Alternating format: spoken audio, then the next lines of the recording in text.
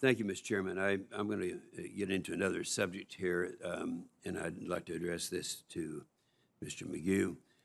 First of all, the FCC has just done the legato order, which would allow, if it says legato, to repurpose the spectrum around GPS. Now, this would have a devastating effect on military. I chair the Senate Armed Services Committee, so naturally that's where my concern was.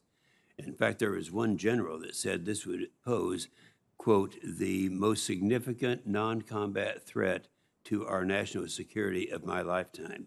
That's what a big deal it is. We had a great hearing, people understood it, it was well articulated. But it also affects everybody else, all of America. And we had, I think, we were allowed 30 days to file a motion for a reconsideration or a petition for reconsideration of this thing. And there are 8 petitions representing some 22 organizations. One of those was ARPA. And you filed this petition with the American Farm Bureau and the Association of Equipment Manufacturers. So what I'd like to ask you is, can you speak to the impact of this order, what this would have on your members and on the construction industry? Thank you, Senator.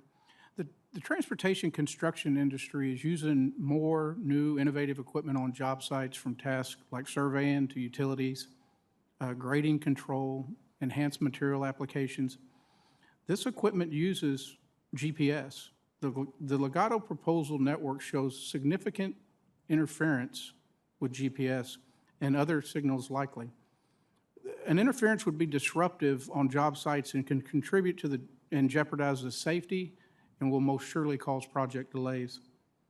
Currently, there's over 900 million GPS receivers nationwide. 99% of those are operated by the private sector, none of which will be compensated under this order. Even more concerning, if you look at the job site level, when you do have interference, the FCC order is to direct you to a 1-800 number. It seems illogical that you would have construction workers not realizing where their interference is coming from, and that would not cause project delays as far as getting to a time of resolution. We would urge the FCC to revisit their orders and the impacts that the legato order would have on everyday users that depend on a reliable GPS system. Yeah, well, I appreciate that. And during this hearing, I did take the time to look up and find that legato is actually spent well in excess of $1 million on lobbyists. So they're busy out there working. Someone is concerned about the amount of money that's going to be involved on this thing. The second thing, what I mentioned to Mr. McGue, is, as the chairman said, I chaired this committee for quite a while. This is the one area, you know, people in Washington, every time they want to spend money, they call it an investment. In this case, it actually is an investment. It has an effect on everything else that comes up, but we see the return on this investment when companies locate new facilities in a community. We've experienced that in my state of Oklahoma.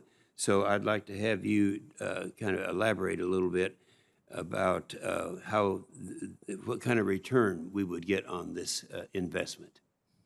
Well, Senator Inhofe, as repairs and upgrades are made to the highway, street, and bridge networks, drivers, businesses, shippers, transit riders will all save time and money.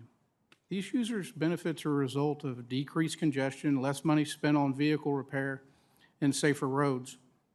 A study commissioned by the U.S. Treasury Department found that for every $1 in capital spent on select projects, the net economic benefit ranged from $3.50 to $7.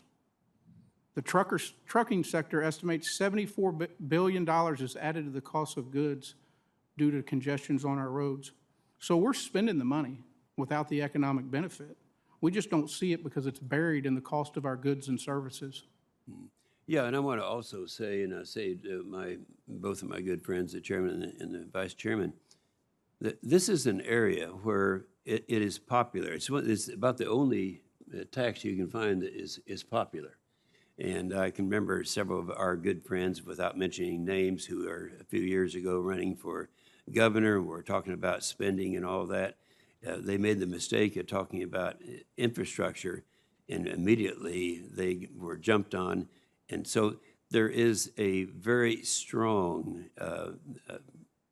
positive effect that we have when we talk about how we're going to be doing funding. Yeah, that's going to be a problem. And I appreciate one of the statements that you made about this is not the time that can be done, but the fact that it eventually is going to have to be done.